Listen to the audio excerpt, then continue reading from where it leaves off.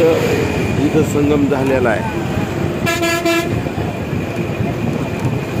गंगा आणि अलकनंदा एकत्र झालेले देवप्रयागमध्ये.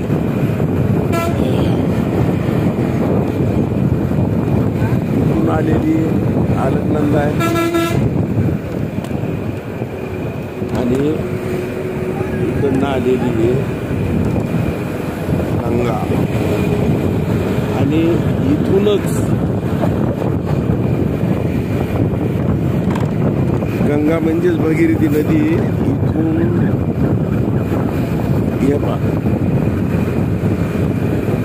इथून गंगा म्हटलं जातं. इथून गंगेचं अलकनंदेचं नाव बदललेलं आहे. ही गंगा सुरू झाली इथून देवप्रयाग.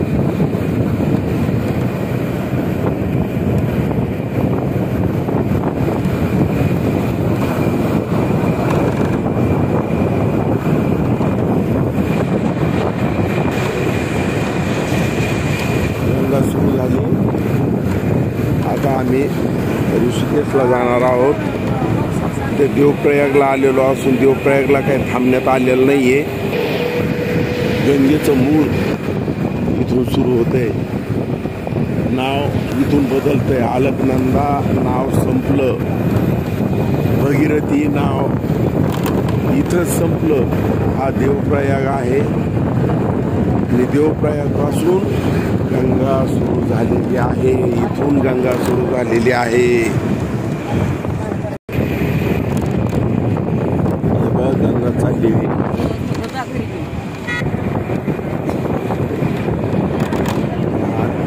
गंगा आता इथून आगे आपली साथ देणार आहे. बांगलादेशात नदीचं नाव गंगाच राहतं. बांगलादेशात गेल्यावर त्याला पद्मा म्हणतात.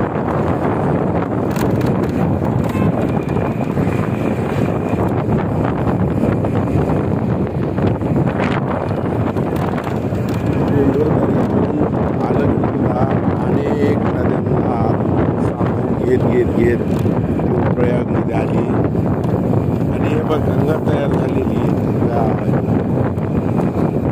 निर्मळ आणि गढूळ दोन प्रकारचं पाणी एकत्र झालेलं आहे. या देवप्रयागमधून जन्म झालेला आहे गंगेचा. आता गंगे हर हर महादेव शंभो. हे देवप्रयाग. गंगा मैया की